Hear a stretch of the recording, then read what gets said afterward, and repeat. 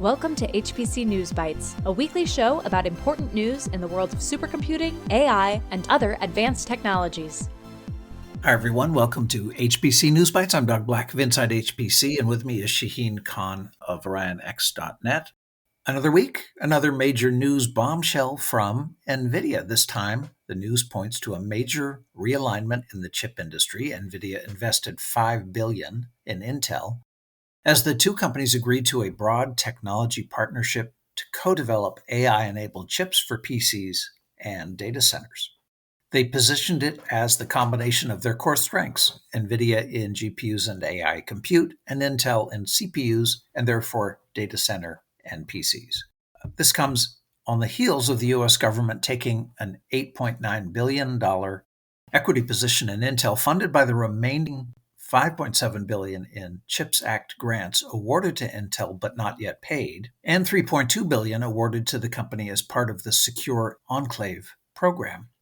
One immediate result of these moves has been to reinvigorate investor interest in Intel. Its stock shot up more than 30% after the announcement and ended the week up 20%.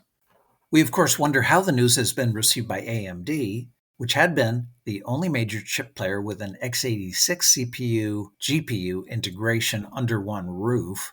Now they're contending with the NVIDIA GPU market monster in combination with the former CPU market monster. AMD successfully took on Intel. We'll see how things go taking on this new tandem. Nvidia is as good as it gets in terms of a vote of confidence for Intel.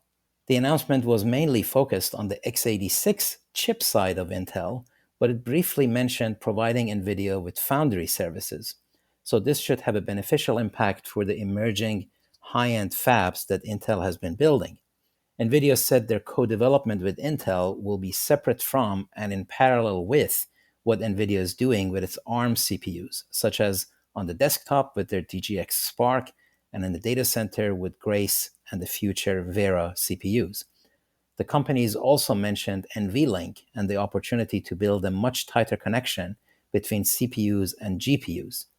The idea of integrated graphics on a CPU goes back many years. About a decade ago, AMD called it an accelerated processing unit, or APU, and that has become an industry term. NVIDIA took that concept into the data center with Grace Hopper, and AMD followed a year later with their MI300A. So we could anticipate Intel and NVIDIA having an APU that combines x86 CPUs and NVIDIA GPUs connected with NVLink or some other coherent connection, and then collectively participating in an NVLink fabric for scale-up processing. That will be a very interesting offering. Okay, while corporations are spending big on AI, tech companies are spending enormous sums on AI talent.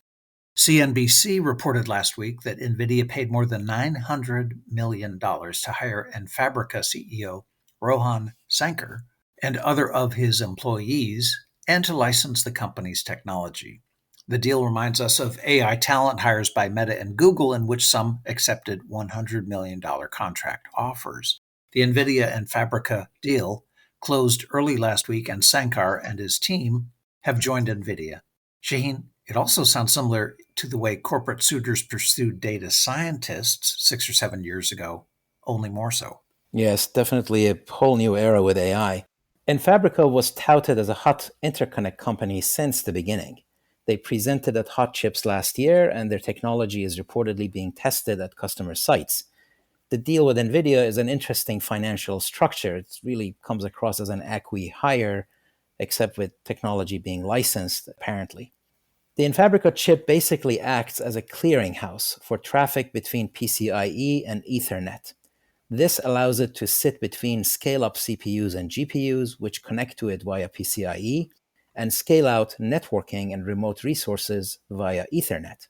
Add to that support for CXL and MPI, and you can see an elastic and scalable system. So this is another capability in NVIDIA's arsenal as it drives system architecture on many fronts, and another indication of the importance of interconnects and networking in the AI data center.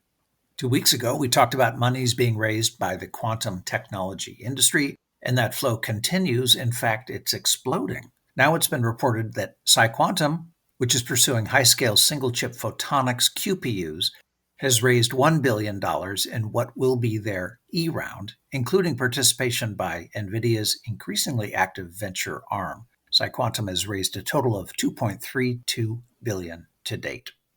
Xanadu in Canada and Orca in the UK also are pursuing the photonics approach to quantum computing. In 2024, the quantum industry as a whole raised some $2 billion, which was 50% more than 2023. This year, it totaled $1.25 billion just in the first quarter, another roughly $1.2 billion in Q2, and Q3 looks like more than $2.1 billion so far. So that's another good week for quantum tech. There are many other well-funded quantum players. QEra, with its neutral atom approach, raised $230 million in February, which included participation by Google Quantum AI and SoftBank. And IQM, International Quantum Machines, raised $320 million this month, just in their Series B, for their superconducting QPUs and error-correcting technology. Not to mention D-Wave, Quantinium, IonQ, Rigetti, and several others. Nor the big guys who don't need to raise money, like IBM, Google, Microsoft, and Amazon. So the industry can look forward to a competitive environment and good breakthroughs as big money continues to chase enormous potential. All right, that's it for this episode. Thank you all for being with us. HPC News Bytes is a production of Orion X in association with Inside HPC. Shaheen Khan and Doug Black host the show. Every episode is featured on InsideHPC.com and posted on OrionX.net. Thank you for listening.